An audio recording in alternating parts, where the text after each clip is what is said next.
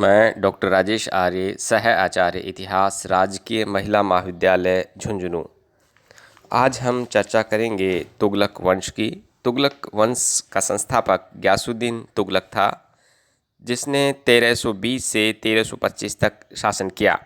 गयासुद्दीन तुगलक ने खुसरो शाह की हत्या कर तुगलक वंश की नींव डाली थी। गाजी की उपाधि धारण करने वाला गयासुद्दीन तुगलक दिल्ली का प्रथम सुल्तान था। उसने विद्रोही तथा अधीनस्थ राज्यों को दिल्ली सल्तनत में मिलाने की नीति अपनाई। तेलंगाना को दिल्ली राज्य में सम्मिलित किया। वारंगल का नाम बदलकर सुल्तानपुर उसके द्वारा रखा गया। नहर निर्माण करने वाला वह प्रथम दिल्ली सुल्तान था। उसने भूमि मापन की वैज्ञानिक पद्धति को बंद कर दिया और उसकी जगह नस्क व कनकून प्रथा को पुनः प्रारंभ किया। गयासुद्दीन तुगलक ने तुगलकाबाद के नाम से एक नया नगर भी बसाया। गयासुद्दीन तुगलक के बारे में दिल्ली के प्रसिद्ध सूफी संत निजामुद्दीन औलिया द्वारा यह कहा गया कि दिल्ली अभी दूर है। 1325 में दिल्ली के पास अफगानपुर में लकड़ी का महल गिर जाने से गयासुद्दीन तुगलक की मृत्यु हो गई और उसकी मृत्यु के बाद मोहम्मद बिन तुगलक दिल्ली का शासक बना, जिसने 1325 से 1351 तक शासन किया। मोहम्मद तुगलक का प्रारंभिक नाम जोना खां या उल्लू खां था। मोहम्मद तुगलक दिल्ली का एकमात्र सुल्तान था जिसने व्यापक स्तर पर साहित्यिक एवं सैद्धांतिक शिक्षा प्राप्त की थी। उसका शासनकाल दिल्ली सल्तनत के चरमोत्कर्ष का काल था।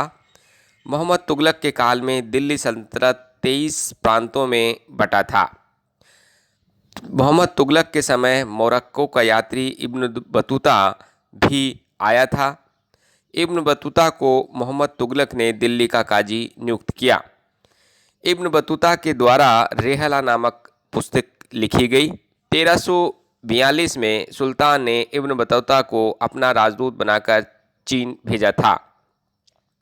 मोहम्मद तुगलक ने उलमाओं के विशेषाधिकार को समाप्त किया, किंतु मध्यकालीन इतिहास में सर्वाधिक विवादास्पद शासक मोहम्मद तुगलक रहा। उसने अनेक योजनाएं बनाई, किंतु उसकी योजनाओं को उसकी प्रजा समझ नहीं सकी। साथ ही उसमें धैर्य का भी अभाव था। इसके कारण से उसके द्वारा बनाई गई योजनाएं जो थी वो असफल रही। यदि उसकी योजनाओं की हम चर्चा करें तो उसके द्वारा जो योजनाएं बनाई गई उसमें दोआब में कर वृद्धि, दोआब का जो क्षेत्र था उसमें राजस्व में वृद्धि करने के उद्देश्य से उसने 5 या 10% कर वृद्धि की। वहीं बर्नी का मानना है कि कर की जो दर थी उसको 10 या 20 गुना बढ़ाया गया। राजस्व अधिक वो प्राप्त करना चाहता था। साथ ही कुछ इतिहासकारों का मानना है कि दोआब क्षेत्र के जो लोग थे उनको वो नियंत्रित करना चाहता था। वहीं एक धारणा यह भी है कि दोआब का जो क्षेत्र है काफ़ी उत्पादक क्षेत्र था और वो वहाँ से अधिक भू राजस्व प्राप्त करना चाहता था। जब उसने भू राजस्व की दर को बढ़ाया उसी समय वहाँ अकाल पड़ गया और अकाल पड़ने के कारण वहाँ के जो किसान थे बढ़ी हुई दर से भू राजस्व देने में सक्षम नहीं थे। किंतु राज्य के जो सरकारी अधिकारी थे उन्होंने कठोरता से भू राजस्व वसूल किया। कृषकों पर अत्याचार किए गए। तत्पश्चात वहाँ से कृषकों ने पलायन करना शुरू कर दिया। जब सुल्तान को इस बात का पता चला तो उसने किसानों को कुछ राहत दी, किंतु अनेक किसान दोआब का क्षेत्र छोड़कर जा चुके थे। तत्पश्चात उसकी ये जो योजना थी वो असफल रही। 1326 में उसने अपनी राजधानी को परिवर्तित किया और दिल्ली की जगह दौलताबाद को उसने अपनी राजधानी घोषित किया। दिल्ली के लोगों को दौलताबाद जाने के आदेश दिए गए। दिल्ली से दौलताबाद का जो रास्ता था बहुत लंबा था। अनेक कठिनाइयां प्रजा को उठानी पड़ी, किंतु उसका जो आदेश था उसको कठोरता से लागू किया गया। और अनेक इतिहासकारों ने ये कहा है कि दिल्ली शहर एक तरह से वीरान हो गया। वहाँ सिर्फ मकान और महल ही रहे, बिल्ली कुत्ता भी वहाँ नहीं रहा। दिल्ली के जो लोग थे उनको दौलताबाद का जो प्राकृतिक परिवेश था वो अच्छा नहीं लगा और वो वहाँ संतुष्ट नहीं हुए। तत्पश्चात उसने पुनः उस राजधानी को निरस्त कर दिया और दिल्ली को ही अपनी राजधानी घोषित किया। तो उसकी ये योजना भी असफल रही। तत्पश्चात 1329-30 में उसके द्वारा सांकेतिक मुद्रा का प्रचलन किया गया। सांकेतिक मुद्रा के तहत तांबे के सिक्के चलाए गए और किंतु तांबे के जो सिक्के थे उनकी जो टकसाल थी उस पर राज्य का नियंत्रण नहीं रहा और राज्य का नियंत्रण न होने के कारण लोगों ने घरों में जो बर्तन थे उन बर्तनों से भी सिक्के बना लिए।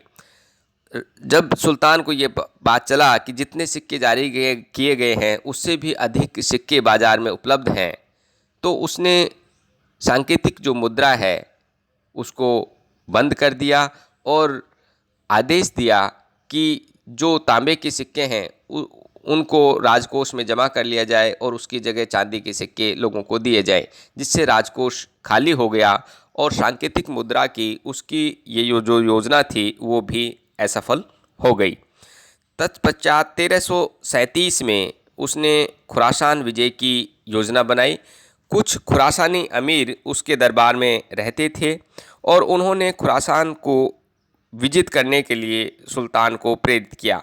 उसके लिए उसने 3,70,000 सैनिकों की एक विशाल सेना का गठन किया। इन सैनिकों को 1 वर्ष का अग्रिम वेतन भी दिया गया, किंतु यह योजना क्रियान्वित नहीं की जा सकी क्योंकि राजनीतिक जो परिस्थितियां थी वहाँ की बदल चुकी थी और राजनीतिक परिस्थितियां बदलने के कारण इस सेना को उसने भंग कर दिया, जिससे राज्य को बहुत अधिक आर्थिक हानि हुई और उसकी यह योजना भी असफल रही।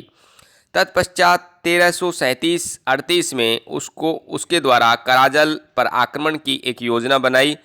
कराजल राज्य जो था हिमालय की तराई में स्थित था।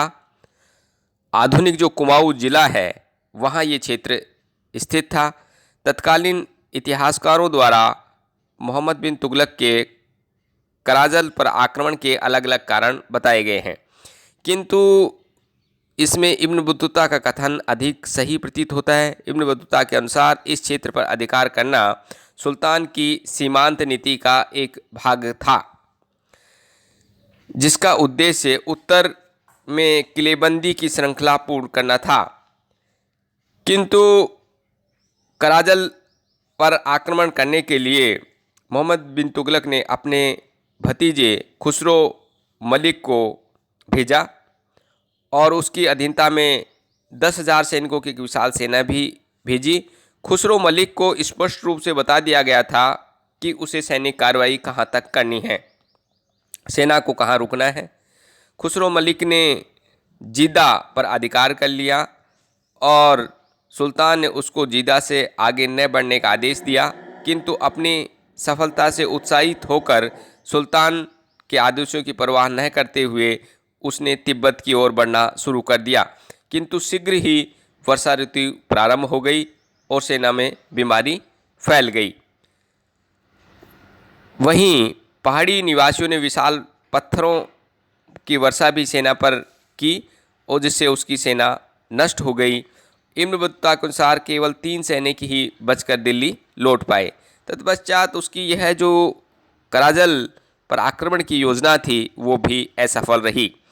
1337 में ही उसने नगरकोट को विजित करने की योजना बनाई। नगरकोट का जो किला था वो पंजाब के कांगड़ा जिले में स्थित था, एक हिंदू राजा के अधिकार में था। अभी तक किसी भी मुस्लिम शासक ने उसे नहीं जीता था, जैसा कि बर्नी और आफीफ ने हमें बताया।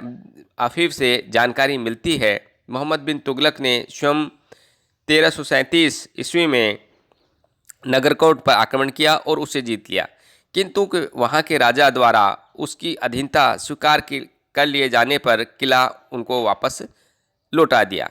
तो उसकी यह जो योजना थी वो भी विशेष कारगर साबित नहीं हुई। आज बस इतना ही। थैंक्स।